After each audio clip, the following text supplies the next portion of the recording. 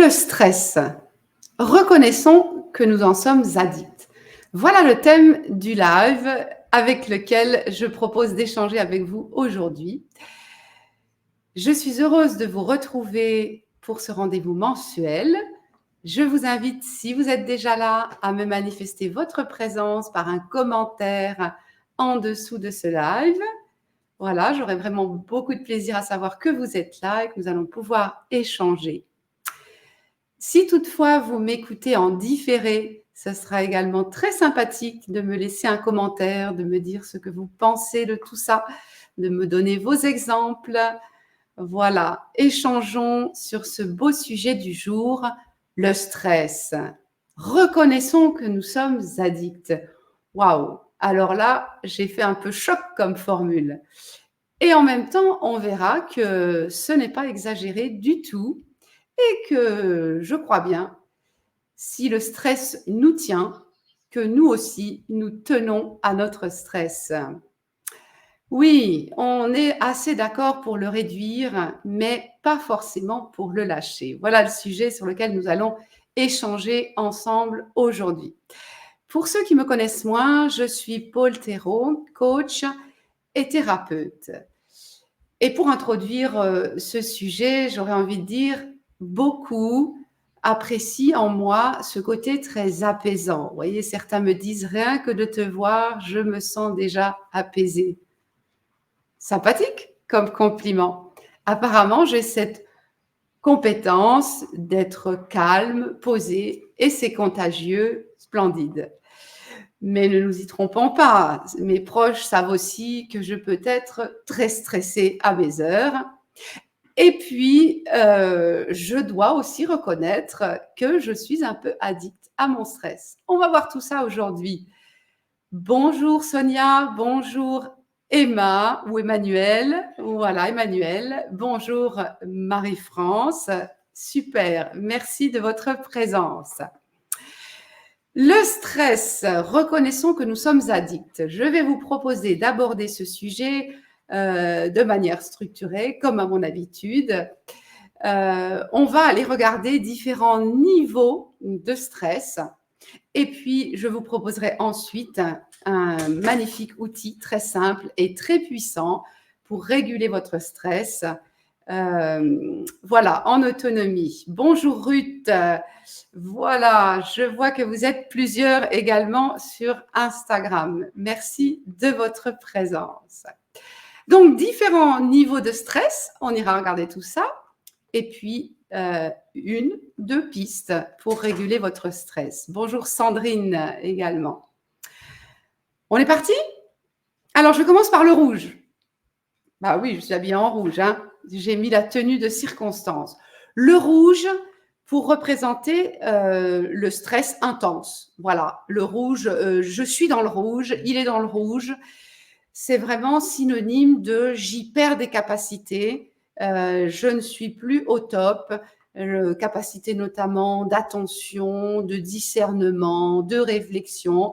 Quand je suis dans le rouge, je ne suis plus dans ma pleine disponibilité pour conduire ma vie. Le rouge, j'ai depuis longtemps utilisé cette métaphore que j'aime beaucoup de la baudruche. Vous savez, je disais souvent déjà il y a quelques années en arrière, quand il y a trop d'émotionnel, c'est comme si dans cette baudruche-là, l'émotionnel prend toute la place, puis vous voyez, il y a beaucoup de pression, et il y a une toute petite zone là qui peut presque se réduire à néant pour discerner, pour réfléchir, pour y voir clair sur la situation que je suis en train de vivre. Et quand la baudruche comme ça, elle est intensément remplie d'émotions, ben il y aurait besoin de piquer un petit coup là pour que ça se dégonfle et que la partie discernement, réflexion, analyse redevienne un petit peu plus intéressante pour conduire ma vie. Voilà, donc j'aime bien cette idée. Vous verrez tout à l'heure avec mon outil que je représente le rouge volontiers dans la tête. Là, quand je suis dans le rouge, il n'y a plus de cerveau. Est-ce que ça vous arrive, ça? Alors, je vais vous donner mes exemples. Par exemple, dernièrement, c'était l'appel d'offres auquel j'ai répondu. J'ai travaillé plusieurs semaines sur cet appel d'offres, beaucoup travaillé, pris beaucoup de soins. Je m'étais organisée pour ne pas avoir de stress sur la date limite. Mais quand même, le soir où j'ai voulu déposer tout ça, je découvre qu'il manque un document et qu'il faut que je me remette au travail. Il est déjà tard dans la soirée. Là, je suis vraiment dans le rouge. Heureusement, j'ai à côté de moi mon associé qui était là pour l'administration et qui m'a dit: «Cool, t'inquiète, on va y arriver, tu peux le faire». Vous voyez, quand je suis dans le rouge, il n'y a plus trop de capacité de travailler. Voilà un exemple. Un deuxième exemple que j'ai remarqué il y a déjà des années en arrière, c'est lorsque j'ai un petit incident de conduite. Vous voyez, par exemple, j'ai pas vu arriver la voiture, je me suis fait vraiment peur ou j'ai même reculé, j'ai touché, l'arbre derrière. Voilà, j'ai remarqué que dans ces moments-là, même si ça a pas l'air énorme, c'est vraiment important que je coupe le contact, que je m'arrête quelques minutes parce que là, je suis face à un risque de surincident, voire d'accident. Voilà, quels sont vos exemples à vous de rouge quand vous êtes vraiment dans le rouge et que là, vous sentez ou vous comprenez peut-être a posteriori qu'il n'y avait plus beaucoup de capacité. Bonjour Audrey, enchantée de te savoir avec moi aujourd'hui. Et Sandrine Maric, super. Quels sont vos exemples de rouge? Je veux bien lire vos commentaires. Voilà, prenez le temps de laisser venir. On n'est pas toujours conscient qu'on y est, hein? On verra après, je vous ferai une petite invitation pour apprendre à remarquer ça. De plus en plus, ça va nous aider pour la suite. Je passe à la deuxième couleur, le vert. Alors là, le vert, tranquillou, la belle pelouse sur laquelle je m'allonge, la promenade pendant laquelle je suis détendue. Voilà, le vert, c'est vraiment la détente. Et c'est très agréable, la détente. C'est ce moment où je peux avoir l'esprit très clair, sentir que le temps est dilaté, que tout est calme et reposé à l'intérieur de moi. Super. Voilà. J'espère que vous connaissez le vert. Je vous donne quelques exemples. Le vert, c'est quand je pars le dimanche après-midi me promener et qu'au bout d'une trentaine de minutes, ça y est, il n'y a plus rien qui s'agite dans ma tête. Ça y est, j'admire vraiment le paysage et je vais devenir disponible peut-être pour un échange avec mon mari. Vous voyez, 30 minutes quand même pour en arriver là. Au quotidien, quand je vais faire le tour de ma copropriété, vous voyez, un tour 10 minutes, 2 tours 20 minutes, ça y est, au troisième tour, je commence à être disponible et d'accord pour faire un quatrième tour, parce qu'il n'y a rien de si pressé que ça. Voilà. Voilà un exemple de faire. Quels sont vos exemples à vous de belles détentes? Ça peut être pour moi aussi quand je me surprends à prendre du plaisir à ranger ce qui est là. Vous voyez, ce n'était pas forcément prémédité, mes mains sont tombées là-dessus et je range, voilà, j'arrange, je remets de l'harmonie autour de moi. Ça, c'est des moments où je suis dans le vert, le plaisir de ranger. Voilà. Ou encore, quand je suis dans le plaisir d'accueillir une personne dans la peine. Vous voyez, là, je suis vraiment toute disponible et toute en vert. La détente, pleine ressource. On continue? Troisième couleur. Alors, je vous présente le bleu.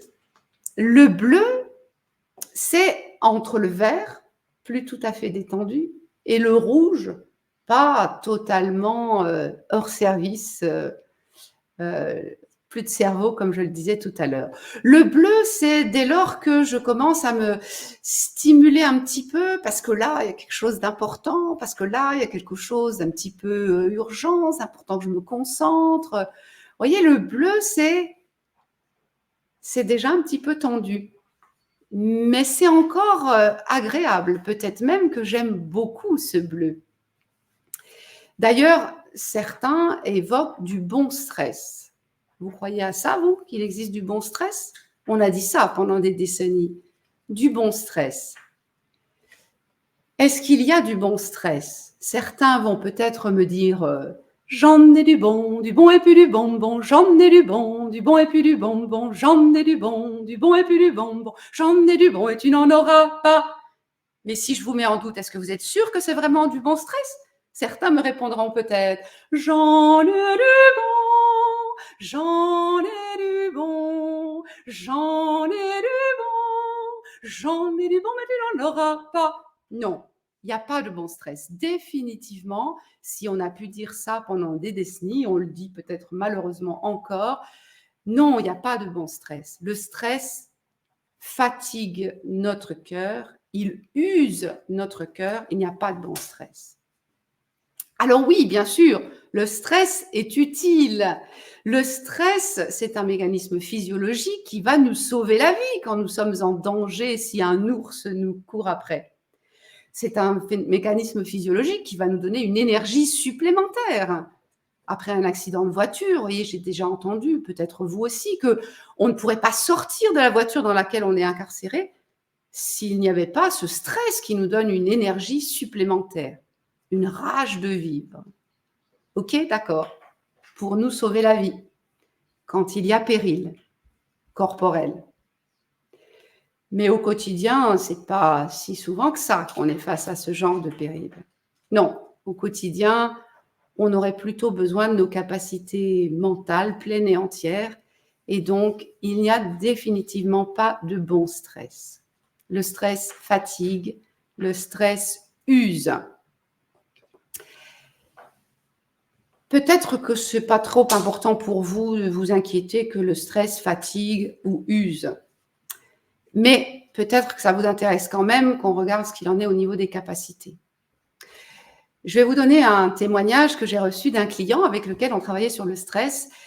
Il avait remarqué qu'il n'était pas prêt à lâcher ce bleu dont je suis en train de parler. Il avait peur de passer pour quelqu'un d'un peu dilettante, voyez. Est-ce qu'il travaille vraiment, lui, s'il est détendu? Un petit peu louche quand même, parfois encore, dans notre société. Et puis, il s'est rappelé que pendant des années, il a été manager de groupes de musique. Vous voyez, des gens qui montent sur scène, qui font beaucoup de bruit, qui sont dans quelque chose de pas très détendu. Mais que font-ils avant de monter sur scène, ces groupes-là? Eh bien, ils font de la méditation pour retrouver leur pleine capacité à aller donner le meilleur d'eux-mêmes sur la scène l'instant d'après. Convaincu? Pleine capacité, c'est quand je suis dans le vert.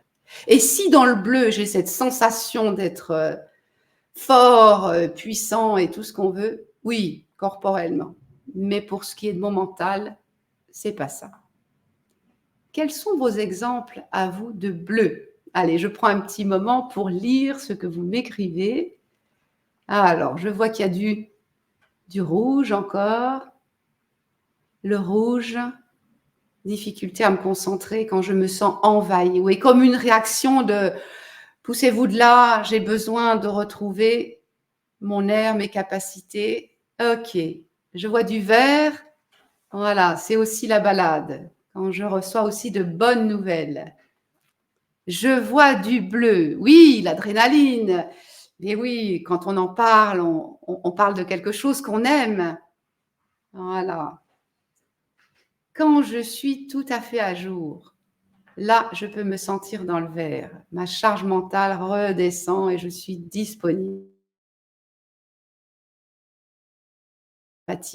Voilà, je vois que vous avez bien repéré les couleurs.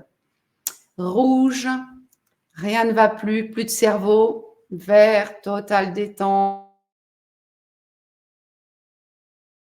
S'il s'agit de me préserver d'un danger corporel, mais c'est déjà plus ça s'il s'agit d'une situation relationnelle, de réflexion ou autre sujet que probablement vous gérez beaucoup chaque jour. Voilà. Alors, pourquoi est-ce qu'on aime à ce point le bleu? Enfin, je ne sais pas, vous aimez, vous?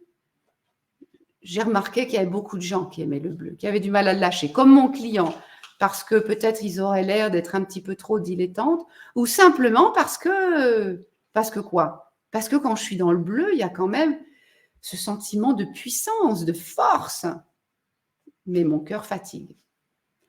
Peut-être aussi, vous pourriez dire ce sentiment d'être vivant, vivante, à moins que je ne sois plutôt agitée. On a un peu du mal à quitter ce bleu. Allez, encore quelques petits commentaires. Voilà, le bleu peut m'aider juste avant une visite ou un atelier. Le petit moment, allez hop, on fonce. Et oui, la petite impulsion, le petit coup de pied aux fesses, la ressource de courage que j'ai besoin d'aller chercher. Ouais, et peut-être que dans le vert, après un bon moment de détente, il n'y aurait pas besoin de se botter les fesses et d'aller chercher son courage. Peut-être que ce serait possible d'y aller tout simplement. Moi, je dis ça, c'est à tenter. Et oui, bien sûr, Sandrine redit, dans l'action, je me sens forte, vivante. Bien sûr, on a du mal à quitter ça, surtout si on y est très souvent. J'y suis très souvent. On a du mal à quitter ça. Qu'est-ce que je vais devenir si je quitte le bleu? Qu'est-ce que je vais devenir si je perds cette sensation d'être vivante, cette sensation d'être dans la force? Ben ouais, c'est une expérience à vivre, à tenter, y compris dans les situations où j'ai l'habitude d'être toujours dans le bleu. Alors, j'en viens à quelques pistes pour réguler ce stress. Si toutefois, vous avez envie de retrouver toutes vos capacités, d'épargner votre cœur, de savourer la détente et toutes les ressources qui sont là disponibles avec, quelques pistes. Ma piste, j'appelle ça le baromètre du stress. Alors, c'est un outil très simple, vous allez voir, et très puissant, comme tous les outils que je reçois dans mon école de Gestalt thérapeute. J'appelle ça donc le baromètre du stress, avec ces 3 couleurs, rouge, bleu et vert. Alors, je vais vous le montrer, mon baromètre. Je me suis fait une planche. Voilà. Est-ce que vous l'avez bien en face? Oui. Alors, vous avez vu, j'ai mis le rouge dans le cerveau. Alors, quand vous êtes rouge tout entier, hein, ne nous y trompons pas. Mais là, je vous les ai empilés pour que vous puissiez repérer. Rouge, c'est quand il n'y a plus de cerveau. Voilà. Vert, c'est quand tout va bien. Plancher des vaches, détente dans les pâquerettes. Et bleu, vous pouvez le sentir là au niveau du buste, c'est quand ça s'agite un petit peu, qu'il y a déjà une petite tension là pour me sentir peut-être plus efficace. Voilà le baromètre. Rouge, le stress intense. Bleu, le stress encore. Il n'y en a pas de bon, c'est du stress. Et vert, détente. Voilà. Tout simplement, le baromètre du stress. À quoi ça sert ce baromètre? Eh bien, ça sert à vous rappeler à chaque fois que vous avez envie, à vous asseoir et à vous dire, je suis dans quelle couleur là? Oh tiens, je n'avais pas remarqué.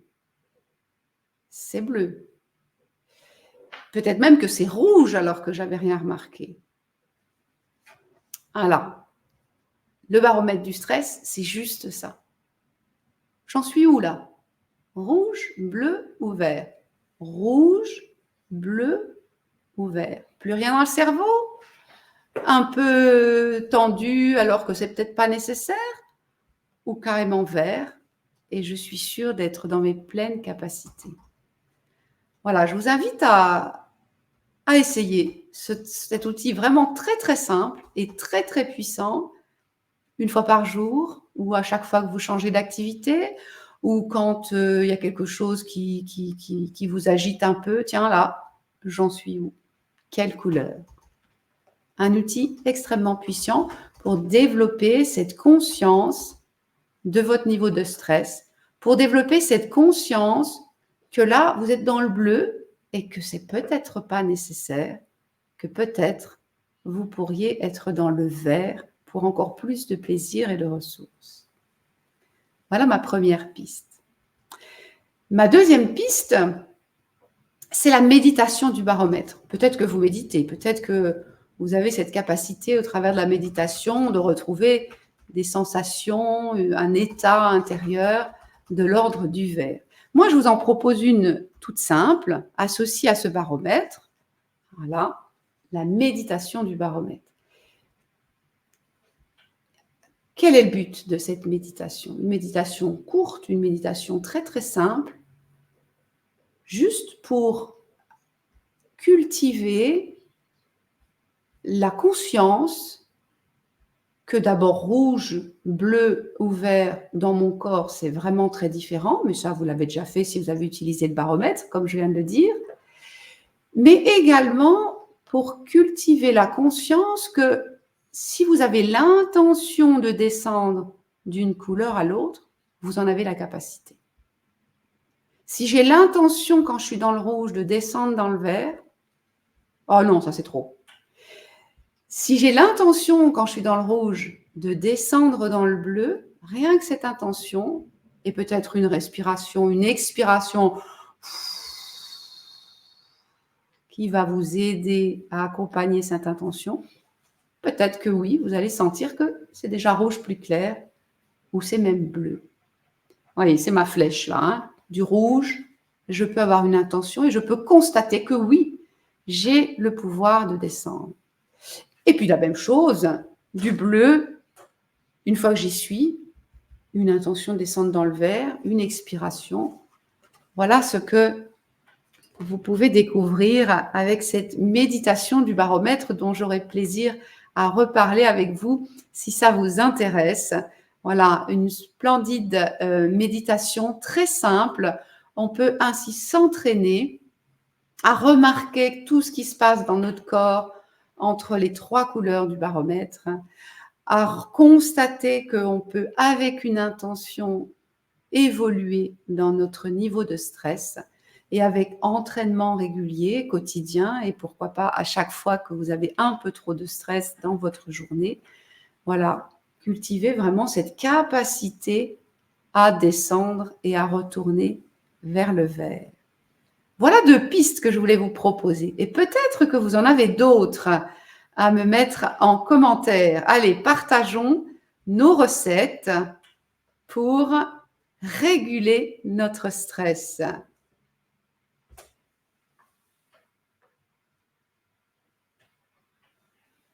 Voilà, je vous accueille encore pour vous qui êtes arrivés en cours de route.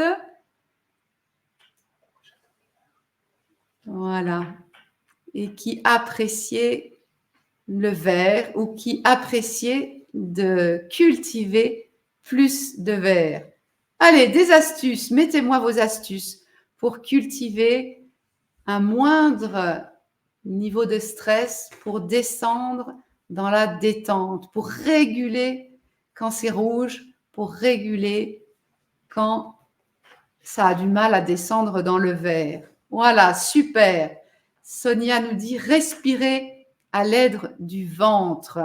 Voilà, la respiration est notre meilleure amie, vraiment.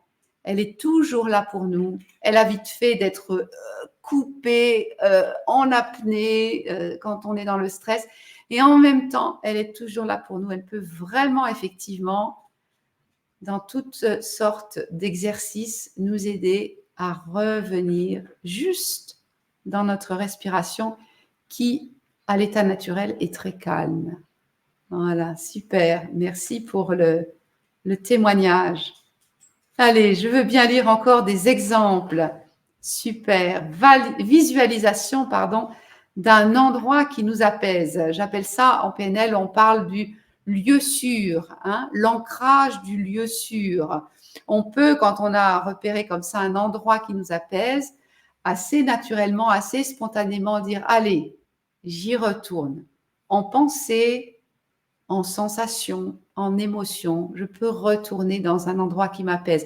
Parce que j'ai mis un beau poster en face de moi et que ça va m'aider, ou peut-être parce que j'ai travaillé, j'ai fait en sorte que cet ancrage soit accessible par une simple pression. Vous voyez, je vous donne là un protocole PNL où on peut comme ça se donner un accès très simple, corporel, une simple pression pour retourner dans un endroit qui nous apaise. Super. Donc, la respiration, la visualisation, un ancrage qu'on a pu se fabriquer soi-même. D'autres pistes encore. Allez, je veux bien d'autres suggestions, d'autres pratiques que vous avez pour descendre, quitter le rouge et même rejoindre le vert. Voilà, en tout cas, je serai moi enchantée d'échanger plus avant avec vous sur ce sujet et notamment de vous inviter à vivre de façon guidée cette méditation du baromètre. Je vous l'ai décrit là rapidement pour que vous en compreniez l'idée. Elle est à vivre 5 minutes, ça suffit largement. Elle est à vivre, elle est à reproduire et c'est vraiment une très belle pratique. Voilà, que j'ai de plus en plus de clients qui prennent cette belle habitude de la méditation du baromètre du stress. Allez, je vous le montre encore une dernière fois, mon beau dessin. Je pense que je vais devoir le refaire plusieurs fois parce que je le sors si souvent que je risque de l'abîmer assez rapidement. Voilà, merci Emmanuel. Exercice de cohérence cardiaque, bien sûr, tout simplement parce que vous avez le rythme par vous-même et que vous savez vous mettre en respiration avec les secondes qui passent, ou peut-être que vous avez une application pour faire ça. Moi, je me mets à côté de mon horloge, du bon côté pour l'entendre, j'entends le tic-tac et ça y est, c'est parti, je m'apaise, je rentre en cohérence cardiaque. Voilà, marcher, randonner, bien sûr. Et Ruth, tu fais bien de préciser régulièrement. Plus je pratique régulièrement, plus toutes ces pratiques-là m'amènent rapidement dans un état de détente et plus je reste longtemps dans la détente malgré les épreuves de ma journée. Super. Eh bien, je vous remercie beaucoup pour votre participation active et nombreuse apparemment. Et je vous dis au mois prochain pour un thème qui sera d'actualité, mon inspiration du moment. J'espère vous retrouver très nombreux, très nombreuses. À bientôt.